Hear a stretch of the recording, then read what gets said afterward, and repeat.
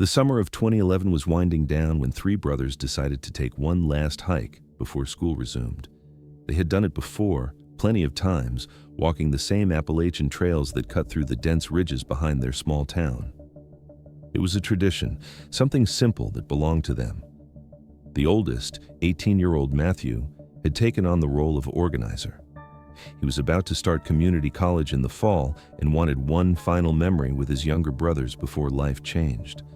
15-year-old Jacob and 12-year-old Caleb were eager to go, racing each other to the garage where their bikes were stored, helmets clutched under their arms. It was a clear August morning, humid but bright, the kind of day that felt forgiving compared to the storms that often swept the mountains. Their mother watched them leave, reminding them to be home before dinner, the same rule she had always given. Neighbors later recalled hearing the sound of the brothers' laughter as they pedaled toward the trailhead, their bikes cutting across the gravel roads like a familiar echo of summers past. Nothing about the morning seemed unusual. Nothing suggested it would be the last time anyone in town would see them together. The brothers reached the trailhead just before noon. Other hikers remembered seeing three bikes leaned neatly against the post near the entrance, their frames still dusted from summer rides. A local couple later recalled noticing the boys moving down the path, Matthew in the lead, the younger two trailing behind, one of them carrying a small pack. No one thought much of it at the time.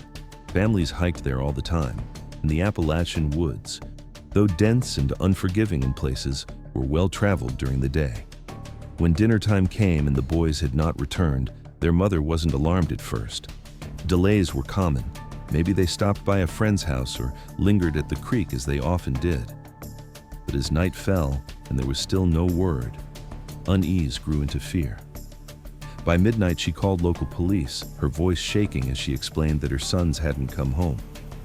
Within hours, officers were dispatched to the trailhead, where the boys' bikes still sat untouched, standing in the dark like silent witnesses. Officers began with the assumption most families dreaded but expected. The brothers had gotten lost.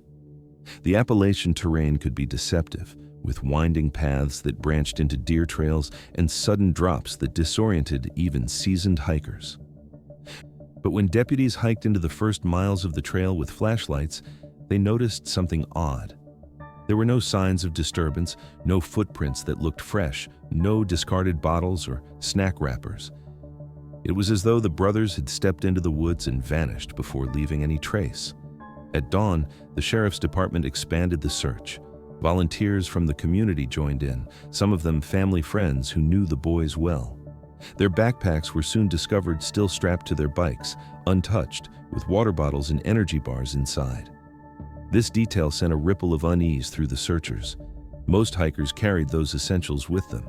Leaving them behind suggested the brothers hadn't planned on being gone for long. It was a short trail, one they had walked before, and yet they had taken nothing. Helicopters flew low over the ridgelines, scanning with infrared, while tracking dogs were brought in from a neighboring county. The dogs caught faint traces near the trailhead, but quickly lost the scent as the terrain steepened. Searchers fanned out in grids, calling the boys' names, waiting for an echo or movement in the brush. Instead, the forest remained silent. Even in daylight, the Appalachian woods had a way of swallowing sound, the dense canopy muting voices until it felt like calling into emptiness. As hours stretched into the next day, the initial assumption of a simple case of disorientation began to fray. Searchers found no evidence of the brothers bedding down for the night, no campfire remnants, no broken branches suggesting panic or a rushed flight. The most they found was a single granola bar wrapper, perched on a moss-covered stump less than a mile in, its placement so deliberate that it seemed almost staged. Whether it had fallen naturally from one of their pockets or was placed there intentionally became a point of debate that lingered in investigators' notes. By the third day, media crews arrived, broadcasting from the trailhead where the bikes remained as haunting symbols of absence. Reporters spoke of a community shaken, of parents clinging to hope while watching teams comb the hillsides. Interviews with other hikers from that day yielded little, just vague recollections of seeing three boys disappear into the woods, nothing more. There was no sign of struggle, no suspicious vehicles in the area, no strangers reported loitering. It was as though the brothers had walked into a place that simply refused to give them back. What unsettled investigators most was the normalcy of it all. 3 boys leaving for a hike they had taken before, in broad daylight, less than 3 miles from home. No storm, no reported animal encounters, no warnings from the Forest Service that day. Just a vanished trio and a trail that ended in silence. For their family, the waiting became unbearable. Each hour without news brought a new wave of panic and guilt. Their mother stood at the trailhead every morning, staring at the bikes and asking herself the same question the community whispered. How do 3 brothers go in together and not one of them find their way out? By the end of that first week, what had begun as a missing person search started to shift. The longer the trail yielded nothing, the harder it became to believe this was simply a case of 3 boys getting lost. Something about the scene felt off, as if a normal day had been interrupted by something unseen. The abandoned bikes, the untouched backpacks, the silence of the forest. It all suggested that the story of their last hike was far more complicated than anyone wanted to imagine. By the second week of the brothers' disappearance, the search had grown into one of the largest the county had ever seen. What began with a handful of deputies and local volunteers quickly expanded into hundreds of people fanning out across the ridges. Firefighters, off-duty officers, and residents who barely knew the family arrived with boots and backpacks, determined to comb through every patch of brush. Some brought dogs trained for tracking, others carried radios, but all shared the same urgency. The belief that 3 brothers couldn't simply vanish without leaving a trace. Helicopters circled above, their blades chopping through the mountain air, using thermal imaging to sweep the valleys. At night, floodlights cut into the treetops, turning the forest into a patchwork of shadows and sudden bursts of light.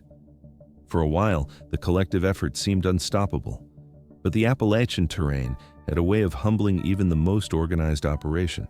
Steep ravines swallowed searchers, thick undergrowth slowed every step, and sudden fogs rolled down the slopes, forcing teams to retreat and start over. The first strange detail came on the 3rd day of the expanded search. A volunteer stumbled across a jacket folded neatly on a log. It matched the size of the youngest boy, Caleb, but there were no tracks leading to or from the spot. The ground around it was undisturbed, no scuffs in the dirt, no broken twigs. Investigators bagged the jacket for evidence, unsure if it was a clue or something placed later. The family, desperate for meaning, insisted it had to belong to him. But when examined closely, the fabric showed no rips, no stains, no sign of a struggle. It was as if someone had simply taken it off and set it down carefully, then disappeared. Not long after, searchers found another oddity. A candy wrapper perched on a mossy stump, positioned almost too deliberately to ignore. It was the brand Jacob favored, something his friends confirmed he carried often. Yet, like the jacket, it seemed out of place. There were no crumbs scattered nearby, no footprints in the soil. Some searchers began to whisper that the boys might be leaving markers, desperate attempts to guide rescuers to them. Others argued the items looked staged, as though someone wanted to plant breadcrumbs to confuse the search. For the family, these discoveries were both hopeful and devastating. Their mother clutched at every detail, convinced it meant her sons were alive somewhere in the woods. Their father grew more skeptical, muttering that things didn't add up, that if the boys were truly lost, they would have been found by now. The difference in their reactions fed the town's whispers. At church gatherings and diner counters, people began speculating in low tones. If it wasn't the forest that took the brothers, then who did? Investigators struggled to keep control of the narrative. Publicly, they emphasized that search conditions were difficult, that the boys might still be alive, sheltered somewhere beyond the mapped trails. Privately, they admitted unease. The dogs used in the search repeatedly caught brief scents near the trailhead, only to lose them within yards. Experts explained that the Appalachian woods could play tricks with wind currents, scattering and erasing scents faster than expected. But the repeated dead ends gnawed at search coordinators. It was unusual for 3 individuals, especially young ones, to leave no consistent trail. Day after day, volunteers returned from the woods scratched and exhausted, some limping, others carrying ticks embedded in their skin. Yet still, no clear evidence emerged. Some said the woods themselves were swallowing the trail, erasing whatever hints the boys had left. To others, it felt more sinister, as though someone had walked just ahead of the searchers, collecting or moving whatever the brothers might have dropped. By the end of the first week, frustration began to settle in. The air of determination that had driven volunteers was giving way to fatigue. Search commanders admitted they were running out of places to look. The sheriff's office quietly shifted resources, pulling more investigators into interviews and background checks. Parents of classmates were questioned. Neighbors were asked if they had seen unfamiliar vehicles near the trailhead. Hunters were pressed to recall whether they'd noticed strangers roaming the woods in the days before the disappearance. Each answer only led to more questions. Despite the silence of official channels, rumors spread quickly. Some whispered the boys had been abducted, bundled into a vehicle waiting just off the logging road. Others believed foul play closer to home, pointing to the family's known financial troubles. A few insisted the brothers had run away together, though no note, plan, or evidence supported it. For the mother, these rumors were unbearable. She told anyone who would listen that her sons loved the woods, but they would never willingly disappear. What lingered most in the minds of those who searched wasn't the silence of the forest, but the small, unnerving details that surfaced within it. The folded jacket, the candy wrapper, items that seemed to appear without context, breadcrumbs without a trail. Each discovery reignited hope, only to leave behind a deeper unease when the search yielded nothing beyond it.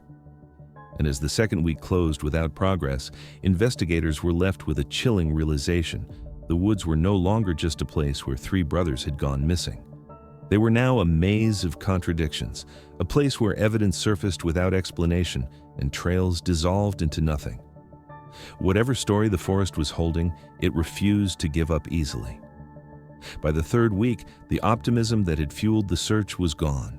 The energy that once surged through volunteers gave way to exhaustion and resignation.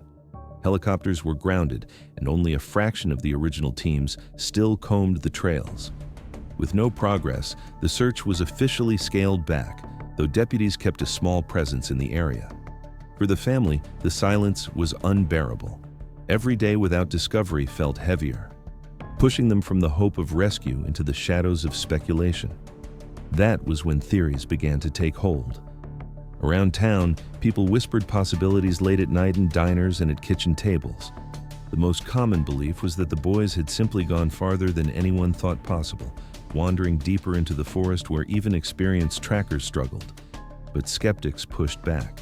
They pointed out that the brothers knew the area well, and while children sometimes misjudge distance, three of them together should have been able to retrace their steps. And if they had gone too far, why had search dogs failed to pick up a consistent trail?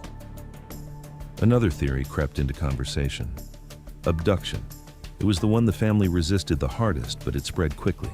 Some suggested that a passerby, perhaps a hunter, a drifter, or a traveler cutting through the back roads, had spotted the brothers at the trailhead and waited for an opportunity. The bikes left untouched, the backpacks still strapped, the suddenness of their disappearance. To many, these details looked less like an accident and more like a clean snatching. Detectives didn't dismiss it. They interviewed registered offenders in the region, checked known transient camps, and circulated flyers across state lines. But nothing came back. No sightings, no vehicles of interest, no ransom calls.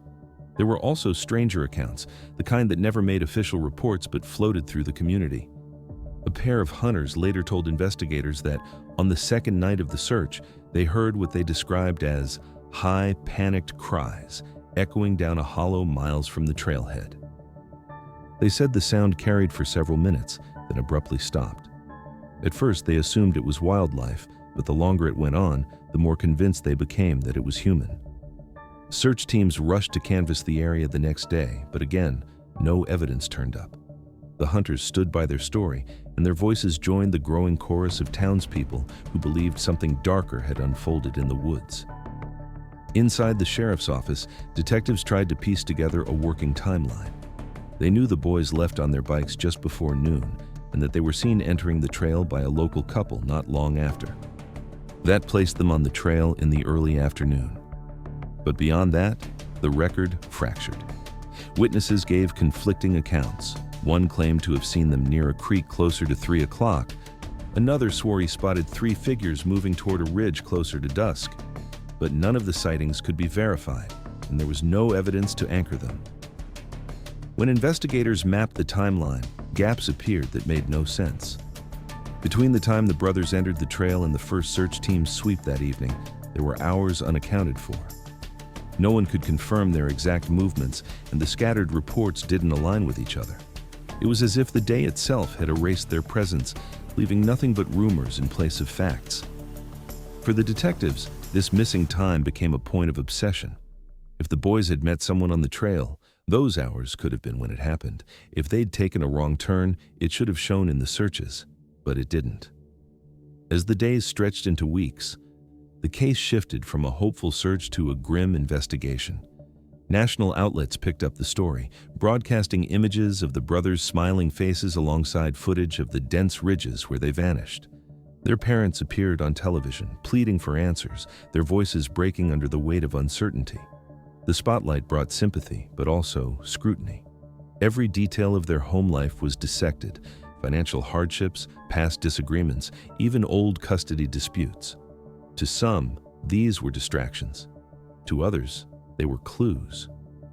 In the absence of answers, every possibility was entertained, but the deeper detectives looked, the less sense it made. Theories multiplied, each plausible in isolation, but none supported by evidence. Were the boys lost, hidden somewhere the search teams had somehow overlooked? Were they taken by someone passing through, spirited away in a vehicle before anyone realized they were gone? Or were they victims of something even stranger? Cries in the night that couldn't be explained, a silence in the woods that felt intentional? For the family, the uncertainty was the most punishing part. Their father clung to the idea of foul play, convinced that someone had taken them. Their mother insisted her boys were still out there, alive, waiting to be found.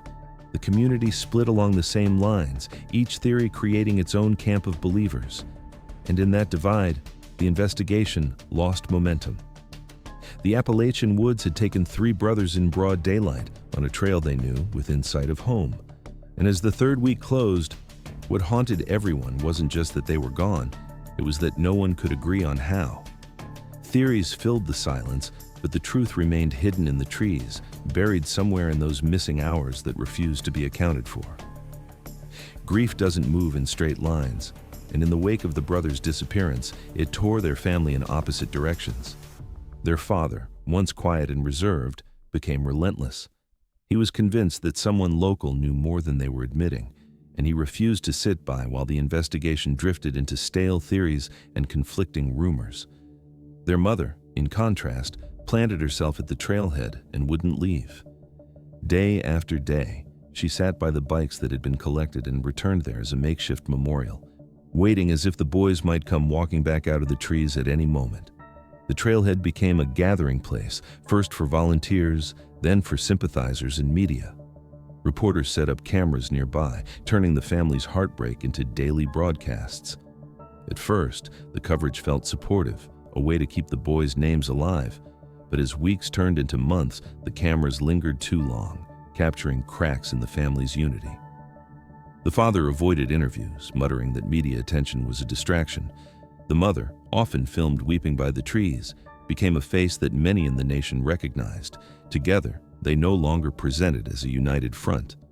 At home, the silence grew unbearable. Their once bustling household was now reduced to stacks of flyers, phone calls that led nowhere, and late-night arguments over what to do next. The father began keeping a notebook filled with license plate numbers of vehicles he thought looked out of place in town. He questioned neighbors, sometimes showing up unannounced, pressing them with pointed questions about the day the boys disappeared. More than one neighbor later described him as a man consumed, his grief twisted into suspicion. Meanwhile, the mother refused to step away from the trail. She kept vigil, even in bad weather, wrapped in blankets, clutching photographs of her sons. Locals sometimes left food and coffee for her, and church groups prayed with her by the trailhead.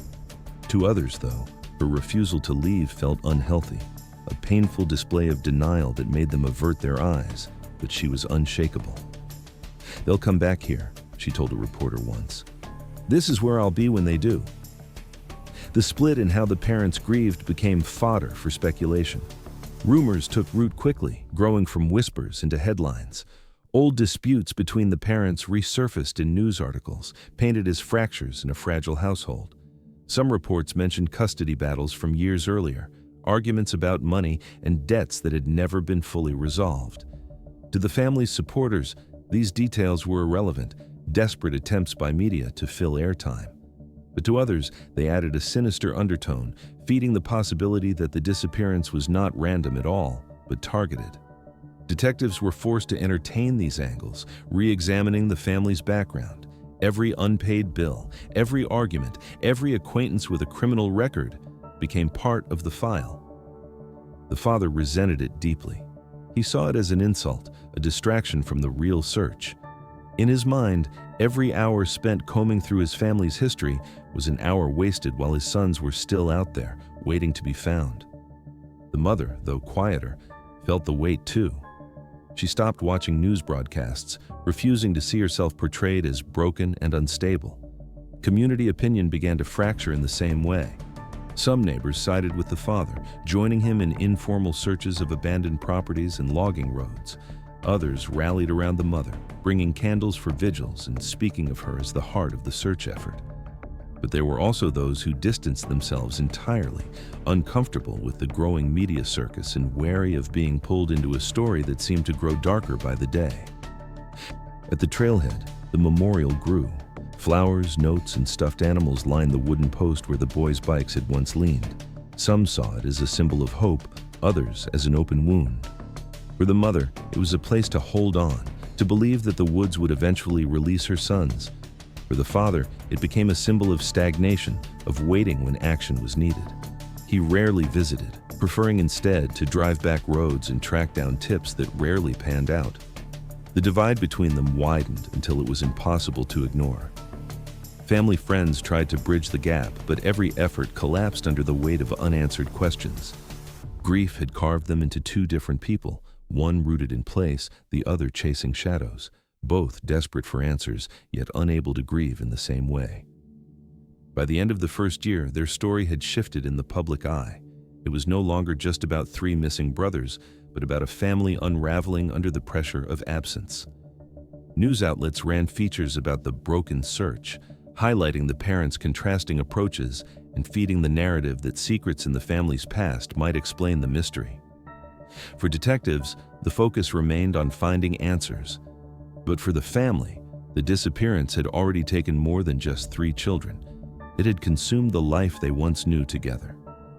And as another winter settled over the mountains, the trailhead stood silent except for the mother's vigil, the father's absence, and the whispers of a community unsure whether the tragedy had begun in the woods or much closer to home. Months slipped into years, and the search for the three brothers dulled from urgency to memory. Official resources dwindled. The helicopters, search dogs, and long lines of volunteers faded until only a handful of detectives remained, assigned to the case as part of the county's growing list of cold files. What was once a sprawling operation narrowed into occasional check-ins, interviews, and file reviews. For the family, the silence that followed was worse than any definitive answer. Absence had a weight of its own, and it pressed down harder with every season that passed without discovery. The Appalachian woods kept their secrets well. Hunters moving through the ridges would sometimes report strange finds. One man stumbled across a set of small shoe prints pressed into the mud near a stream, unmistakably child-sized. But when deputies were called out to document them, they found nothing but waterlogged earth, the prints washed away by rain. Another hunter, miles from the original trailhead, discovered a flashlight half buried in leaves, its batteries corroded and useless. The casing had dulled with age, but it was consistent with the type carried by the brothers.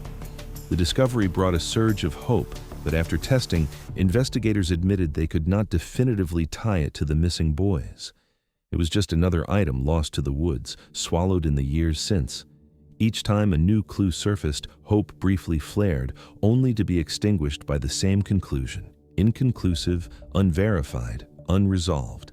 Detectives grew careful in their statements, wary of raising expectations they couldn't meet. The father began to see every false lead as a kind of betrayal, evidence that the official investigation no longer had the will to uncover the truth. The mother, still holding vigils, absorbed each disappointment with a hollow kind of endurance, her faith fraying but not yet gone. As the case cooled, others stepped into the vacuum. Psychics arrived, some local, some traveling from hours away, claiming visions of the boys near streams and caves, even beneath fallen trees. Self-styled trackers joined them, men and women who insisted they could read the land better than trained deputies. Online sleuths amplified the noise, dissecting every detail of the case in forums and chat rooms, building theories that ranged from plausible to outlandish. Some suggested the boys had been caught in an abandoned mine shaft. Others spun darker stories: cult activity, ritual hunts, secret prisons hidden deep in the Appalachians. For detectives, separating fact from noise became nearly impossible.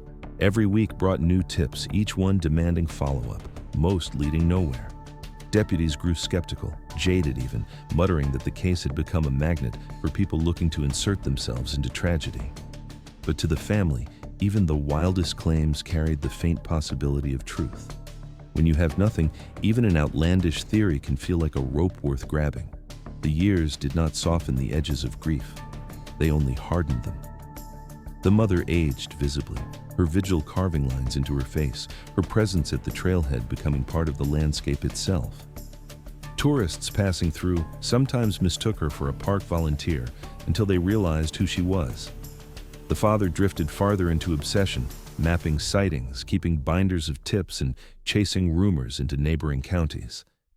Neighbors who once sympathized began to keep their distance, uncomfortable with the intensity that clung to him. The family was no longer just grieving, they were haunted. The forest itself became a kind of antagonist. Every rustle of branches, every echo of distant voices on the wind seemed like a reminder of what it concealed. The ridges that once represented childhood adventure now loomed as barriers, reminders of absence. Some locals began avoiding the trail entirely, unwilling to walk where 3 children had gone and never returned. Others went in hoping to be the one to discover the missing piece, but all left with nothing but silence. There were stories too, half-believed accounts whispered late at night, hunters who claimed they saw a movement where no one should be. Campers who swore they heard laughter in the trees, thin and distant, only to find themselves completely alone. The Appalachian woods had always carried folklore, but in the years after the brothers vanished, every shadow was viewed with suspicion. It was no longer just a wilderness, it was a place marked by disappearance. For the family, the silence of the forest became worse than any grim confirmation. To bury a body is to grieve with finality. To bury only questions is to never stop grieving at all. Each false lead, each washed-out footprint or discarded flashlight deepened the wound. The forest seemed to take without giving back, offering fragments, but never the truth. And so, the years dragged forward, with no resolution, no closure, just the weight of 3 missing boys and a community left unsettled. What haunted those who searched wasn't just the absence of answers, but the sense that the woods themselves were complicit, erasing tracks, swallowing evidence, and keeping secrets that no one was meant to uncover. It was the 5th year without answers when the case lurched back into the headlines. A local drifter, known in town for petty thefts and odd behavior, walked into a sheriff's substation late one night and claimed he knew what had happened to the 3 missing brothers. His story was fragmented, fueled by what deputies suspected was a mix of alcohol and untreated mental illness, but it was enough to set off alarms.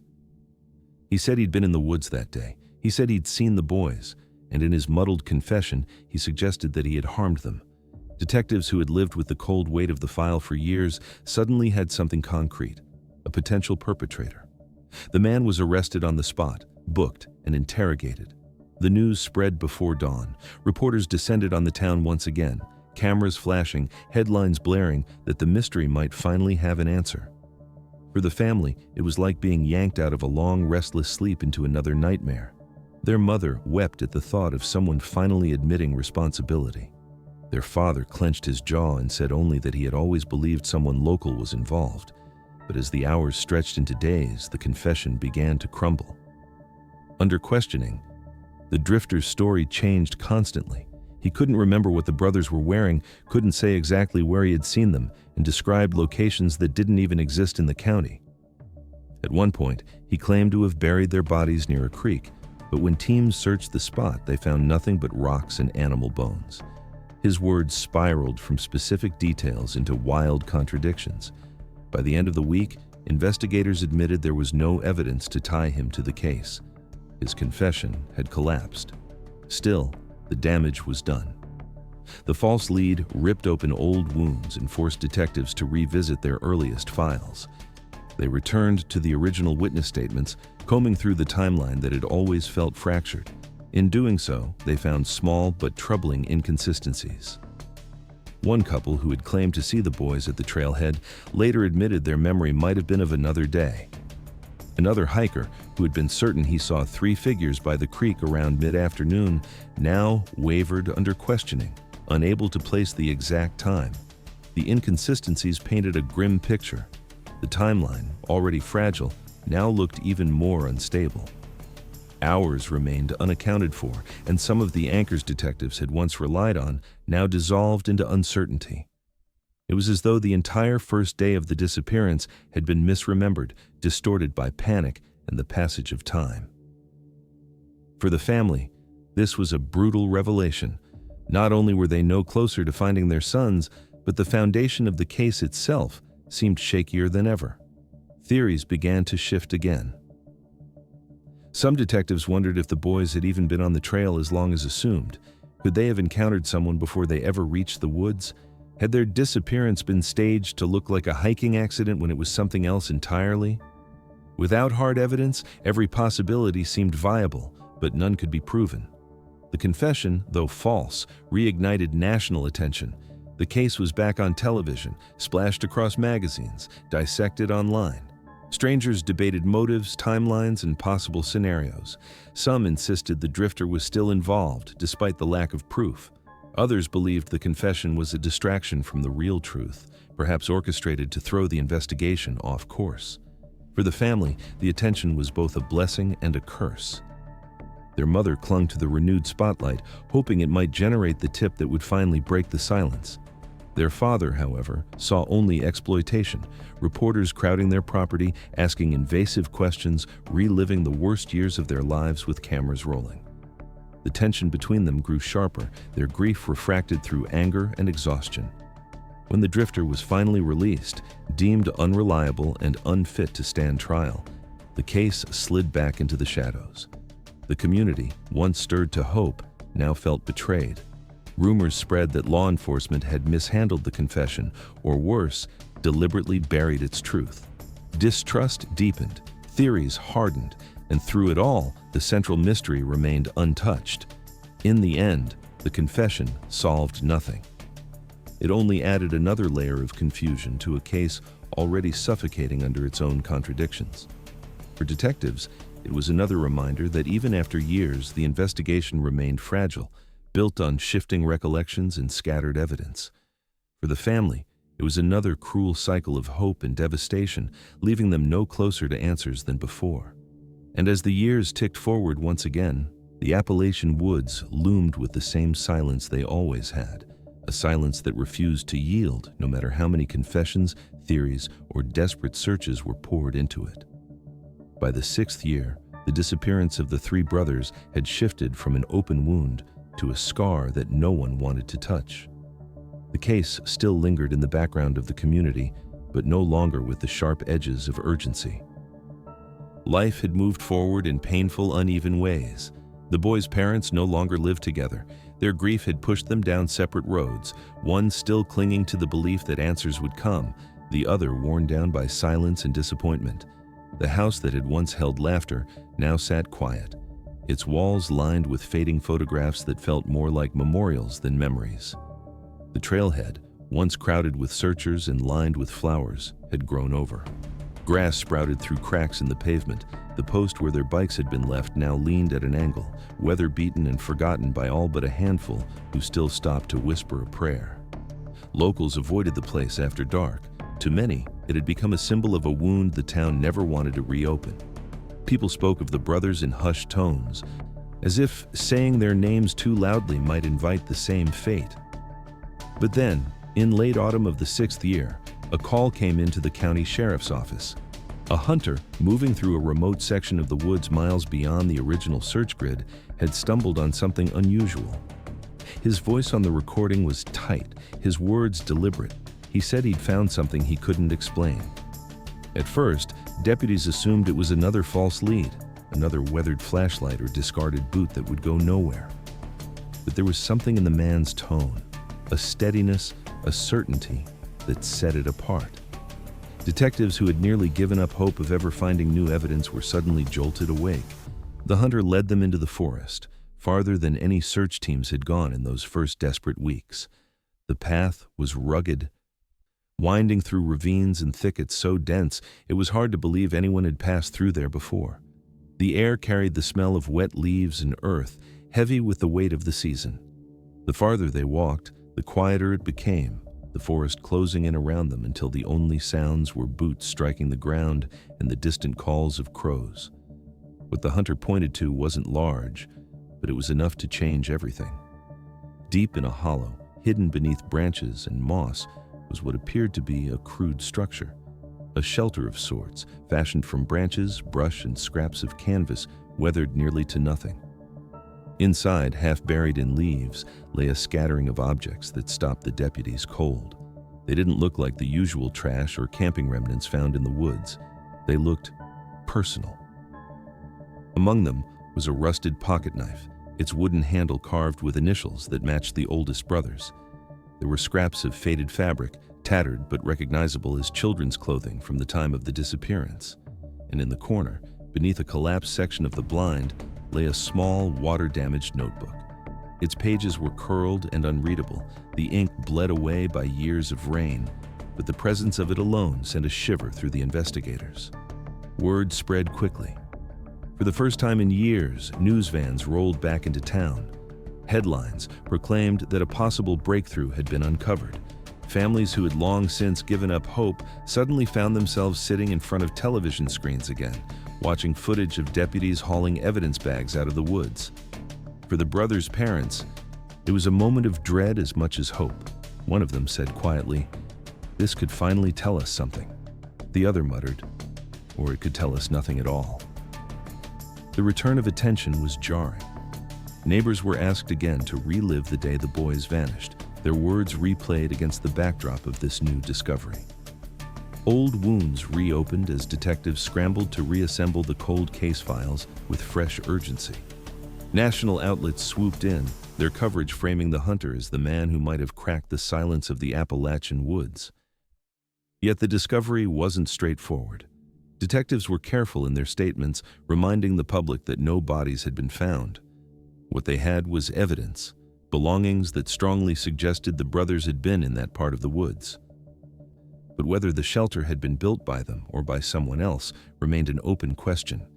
And if it had been theirs, what had become of them after it was abandoned? For the family, the news was almost unbearable. Their mother clutched the image of the knife when it was shown on television, convinced that it meant her sons had survived long enough to reach that hollow. Their father remained skeptical, pointing out that anyone could have carried the knife, anyone could have left those belongings there. The gulf between them, already wide, only deepened.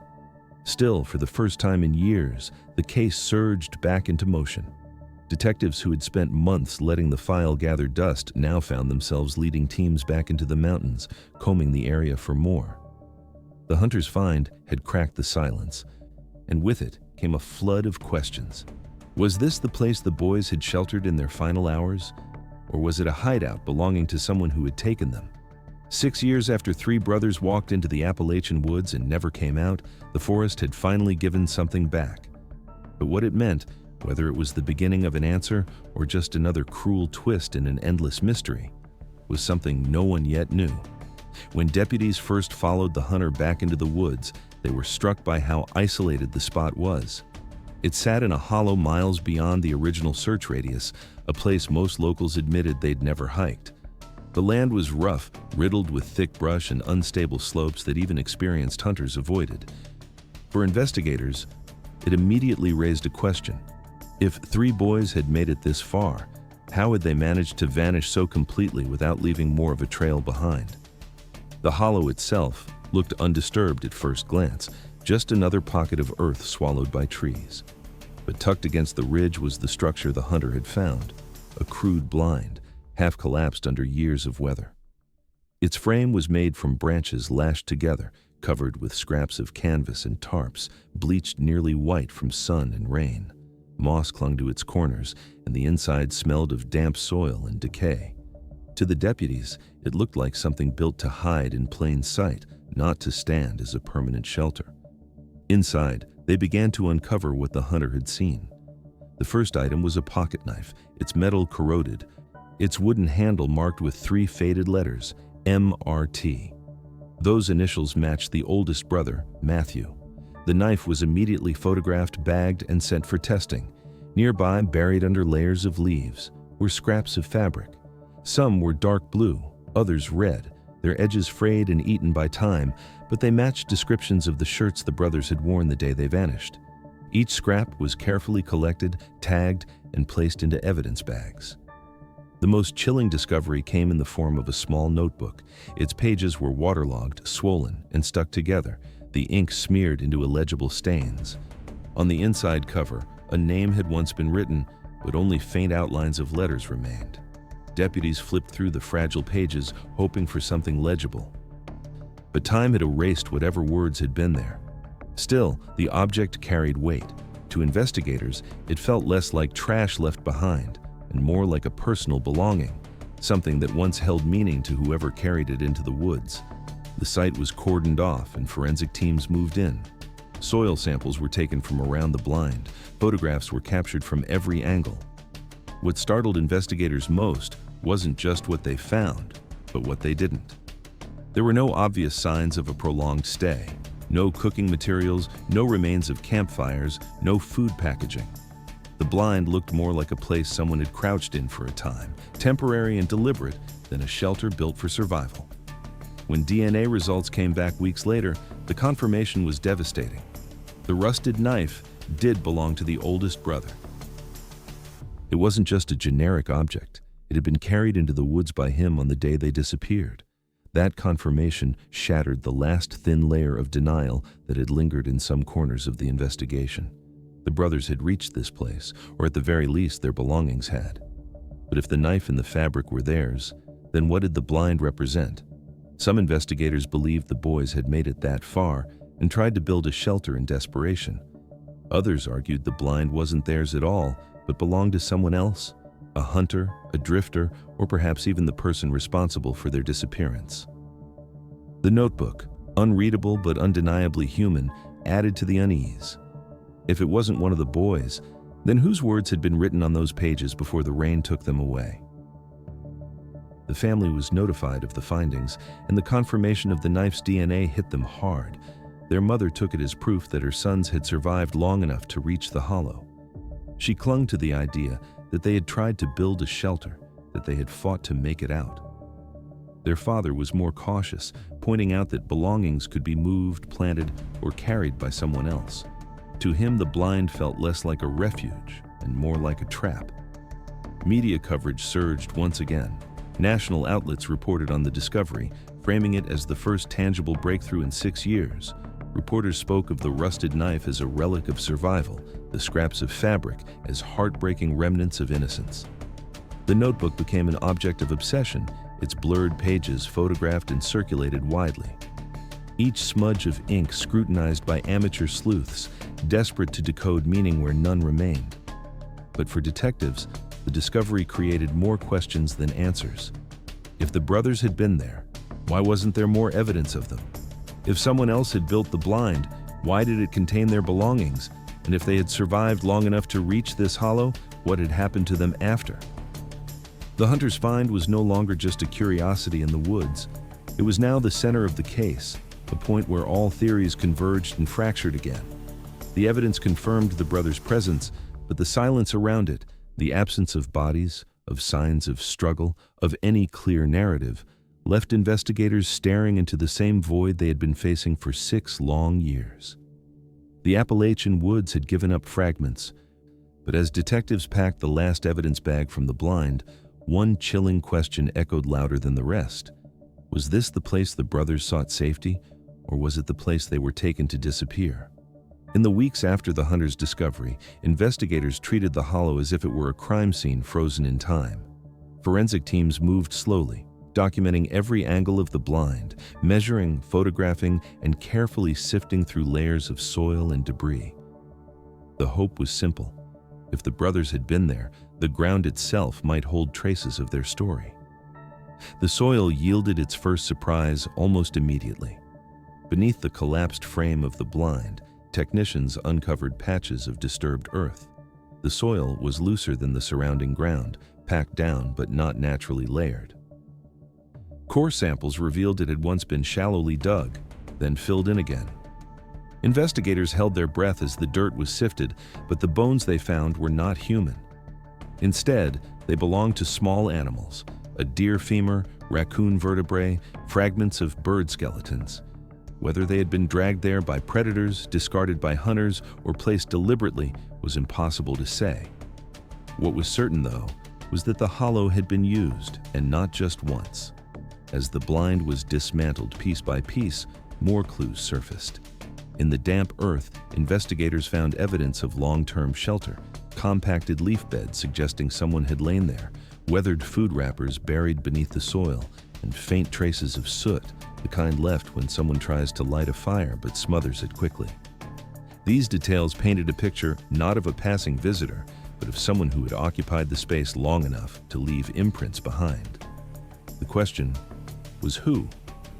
Some detectives believed it could have been the brothers, desperate and frightened, building a crude refuge as the days stretched into nights. The presence of the knife, the scraps of fabric, and the notebook seemed to support that idea. Others, however, pointed to the unsettling possibility that someone else had used the blind, someone who had collected the boys' belongings and brought them there as trophies or as bait to divert suspicion. The hunter who made the discovery added another layer of unease. In multiple interviews, he insisted he had hunted the same ridges the year before and never once saw the blind. To him, it looked like something that had been built recently, not a structure left to weather for 6 long years. Detectives noted the contradiction but couldn't resolve it. If the blind had been newer, then who had built it, and why did it contain belongings tied directly to the missing boys? Specialists analyzed the soil further, testing for organic compounds that might indicate human decomposition. The results came back negative. There was no sign that human remains had ever been buried there, no trace of blood or tissue, no chemical markers of decay. For investigators, it was both a relief and a frustration. The absence of human remains meant hope, however slim, that the brothers had not perished there. But it also meant no definitive closure, no evidence to explain where they had gone after leaving the blind behind. The bones of animals were cataloged and sent to labs, where forensic anthropologists confirmed they bore no signs of human tampering beyond possible butchering marks. A few of the deer bones showed cut lines consistent with a small blade, like a pocket knife, suggesting someone might have used the site to process food. Again, the detail only deepened the puzzle. If it was survival, why hadn't more evidence of long-term habitation been left behind? If it wasn't survival, then what exactly was the purpose of this strange blind? Public speculation exploded. On television and online forums, armchair detectives debated endlessly. Some saw the shallow digs as proof the boys had tried to bury food, or perhaps hide from whoever was after them. Others argued the bones were ritualistic, evidence of something darker. A few claimed the hunter himself must have been involved, pointing to the strange timing of his discovery. Detectives dismissed those theories publicly, but admitted privately that the timing did feel odd. The family reacted in familiar but fractured ways. Their mother clung to the evidence of survival, the compacted leaf beds, the bones cut with a blade, as proof her sons had been alive in the hollow for at least some time. She pictured them building fires, carving meat, trying to endure. Their father saw only manipulation, believing the site had been staged. He said no one survives for weeks in the Appalachian woods without leaving more evidence behind. To him, the blind was someone else's, and the belongings had been carried there to mislead. The site became a focal point for the community, drawing outsiders who wanted to see the place for themselves.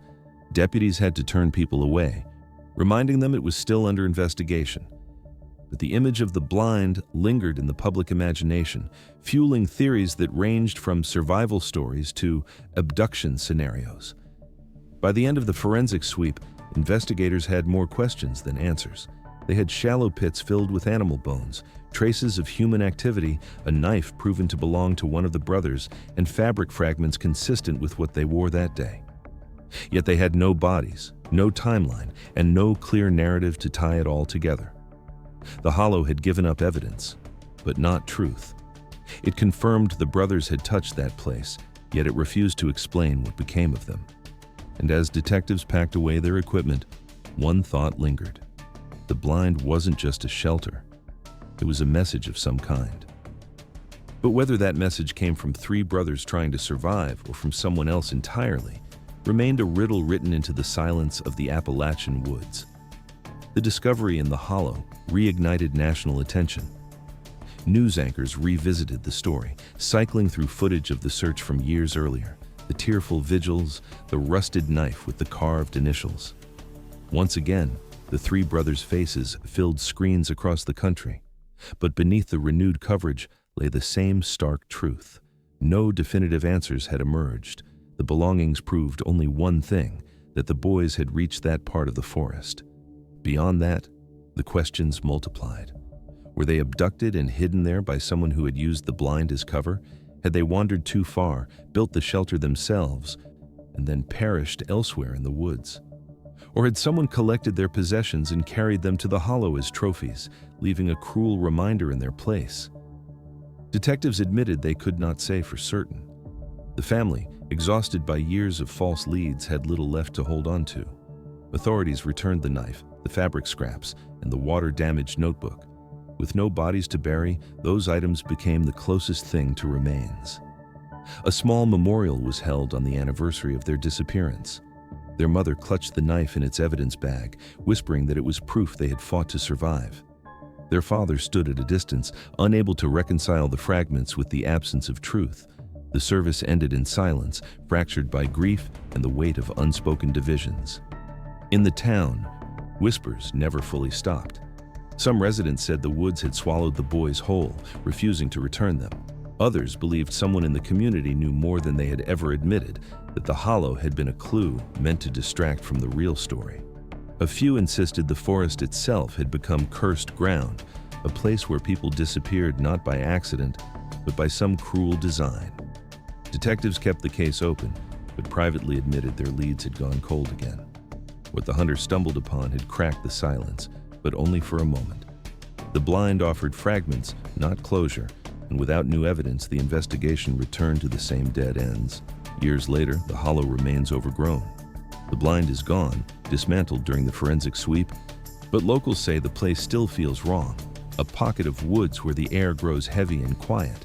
Some hunters refuse to enter it. Others stand at its edge and swear they hear voices carried on the wind, laughter too faint to be real. The story of the three missing brothers lingers, not as a solved mystery, but as a caution. Their bikes at the trailhead, their belongings in the blind, their absence in between, all pieces of a puzzle that never fit together. In the end, the Appalachian woods gave back only fragments, a rusted knife, torn fabric, a notebook too ruined to read, enough to confirm the brothers' presence, but never enough to reveal their fate. The rest, the woods kept, secrets buried in silence, hidden somewhere beyond the reach of searchlights and questions.